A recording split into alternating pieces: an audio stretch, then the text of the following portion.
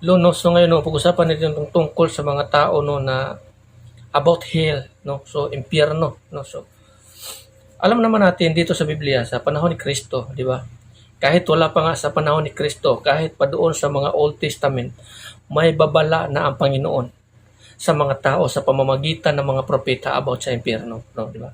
Sinasabi niya, no, na ang apoy na tutupok sa mga tao doon ay hindi na mamatay, no, patungkol doon at doon sa sulat sa mga propeta, no. So may babala rin ng Panginoon patungkol doon sa propeta, no, na ang apoy na lalamon sa mga tao doon ay hindi isang apoy na magpapainit lamang sa kanilang katawan, kundi tutupok talaga sa tao. Din sa pagdating sa panahon ni sa panahon ng ating Panginoong Kristo, no, so klaro na niyang sinabi ang patungkol sa impyerno.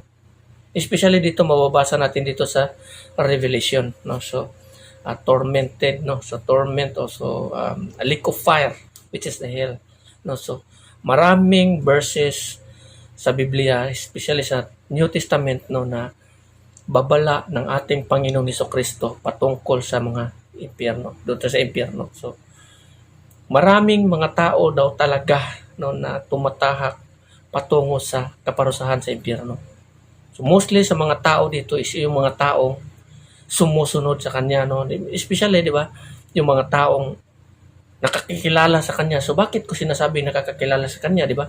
Di ba sa panahon ni Kristo, di ba, ano sabi niya noon na not everyone who calls to me Lord, Lord, no. So yung pag sinabi naman who calls to me Lord, Lord, so yun yung mga tao nakakakilala sa Panginoong Kristo. Ngunit sabi niya not everyone who calls to me Lord, Lord shall enter the kingdom of heaven. So hindi lahat pala no nakakakilala sa kanya or tumatawag sa kanya Lord, Lord is makakapasok sa kaharian ng Diyos, kundi sila lamang na mga tao may personal relationship with Christ. Especially yung mga tao na yun, makikita natin dito yan sa mga simbahan. No, masaklap, masakit, pero mostly sa mga taong tumatahak patungo sa impyerno is ito yung mga taong nasa simbahan. Yung mga taong nakikinig sa mga gospel, sa mga worship, mga pangaral, no, sa gospel or ano pa man doon sa mga simbahan, mga Christians. Ngunit sa kabila nito, wala pa rin silang relationship sa Panginoon. Bakit? So, may mga pagkakataon, no, sinasabi ko na nga, no, so as long as na ang kasalanan pumagitna sa tao at sa Panginoon, ang tao hindi talaga magkakaroon ng relationship sa Panginoon. Kasi nga, ang kasalanan, mistulang pader yan na humaharang sa atin at sa Panginoon. Pag hindi natin to tinitibag, hindi natin to tinatanggal, hindi tayo magkaroon ng personal relationship sa ating Panginoong Hesus Kristo. So, kaya nga, mostly sa mga taong tumatahak patungo sa kapahamakan o sa kadiliman o sa impyerno sa dali na istorya, is yung mga taong Christian. No? So, yung mga sinasabi natin ng mga worldly is normal lang yon. So, pag sinasabi natin Christian, ito yung masaklap. So yung mga tao na nakikita natin na nakapasok sa simbahan, alam nila patungkol sa kasulatan, sa Biblia, sa salita ng Panginoon, sa kalooban, na kautusan, alam nila, ngunit hindi pa rin sila namumuhay dito. Hindi sila namumuhay sa salita ni Kristo o sa kalooban ng Diyos. So kaya nga yung mga tao, no, so sa kabila nito, yung mga tao napapalayo sa Panginoon. So dito ang mga babala ng ating Panginoon sa Kristo na sabi niya no na kung dadaan ka sa isang daan, dumaan ka doon sa isang daan na sigpit, ano ba tawag nun? Yung makipot na daan. Makipot. Kasi nga, doon sa makipot na daan, ilan lamang ang taong lumalakad doon. Kasi nga, majority or maraming tao ang tumatahak doon sa daan na malapad, maluwang, patungo sa kapahamakan. No? So, lagi nating babantayan at tatandaan itong ganitong pangyayari. So paano ba natin matatahak ang sinasabi ng ating Panginoon Kristo, makipot na daan kung saan iilan lamang ang taong dumadaan dito? Paano natin? So, makadaan tayo dyan, kailangan may personal relationship tayo sa ating Panginoon. So paano tayo magkakaroon ng personal relationship sa ating Panginoon? Especially sa ating Panginoong Kristo, sa ating Diyos. So paano tayo magkaroon ng relationship sa Kanya? sa pamamagitan ng pamumuhay natin sa kanyang kalooban, sa kanyang salita, kung paano natin sinusunod ang kanyang mga salita, ang kanyang kautusan, ang kanyang mga salita. Dito nakasulat sa Biblia. Kung pamumuhay tayo dito, matitiyak natin na sumusunod tayo sa kanyang kalooban.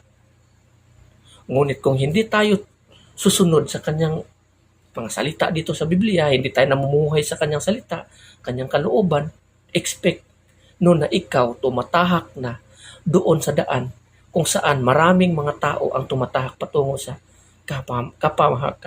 kapahamakan. So, huwag nating hayaan na mangyayari ito sa ating sarili o buhay. Sa minsan na pagkakataon na buhay na ito, maraming mga tao na mga hangal na itinakwil si Kristo at namamuhay sa kadiliman, ang patutunguhan niyan, impyerno. So, gusto mo ba? Noong unang panahon, ang mga tao noon, nung sa pangaral ni Kristo, every time na binabanggit ang impyerno, pag nanangis, sinusunog yung tao, natatakot ang mga tao. Pero ngayon, ang mga tao wala nang takot. Minsan sinasabi pa nila, makikita tayo sa impyerno. So, ang tanong kung makikita kayo doon, sa dami niyo doon, may panahon ka pa ba na hahanapin mo yon na sinusunog kayo? Yan ang mga mocking no, ng mga salita ng mga taong hangal. No, so, hahayaan mo ba no, na ikaw ay tatahak kasama ng mga tao doon sa impyerno? Especially sa mga Kristiyano na nandoon sa simbahan. Kung hindi tayo magiging seryoso sa ating paglilingkod sa ating Panginoong Jesucristo at sa ating Panginoong Diyos, kung hindi tayo magkaroon ng relationship sa ating Panginoong Jesucristo, hindi tayo makakapasok sa karya ng Diyos. Yan ang babala ng ating Panginoon dito sa nakasulat sa Biblia. Kung hindi tayo mamumuhay sa kanyang salita, hindi tayo makakapasok. Pag hindi tayo makakapasok, huwag niyong gawing biro ang impyerno na yan. Kung ngayon, ginagawa niyo biro at katatawanan pagdating doon, pagsisihan niyo yan ng todo. So, ganyan nakakatakot ang impyerno. Ngunit ang mga Kristiyano ngayon, walang takot. At hindi seryoso sa kanilang paglilingkod sa Panginoon. Hindi seryoso ang kanilang takot sa Diyos. So, ganito ang mga modern people ngayon na tao. No? So, lagi nating tatandaan, kung wala tayong personal relationship sa ating Panginoong Jesucristo, hindi tayo makakapasok. Kung hindi tayo mamumuhay sa kanyang salita, sa kanyang kalooban, hindi tayo magiging mamuhay ng kabanalan sa kanyang kalooban o salita, hindi tayo makakapasok. Kasi ang sinabi ng kasulatan, aside from holiness, no one can see the Lord. So hanggang dito na lang, no? And God bless everyone. Amen.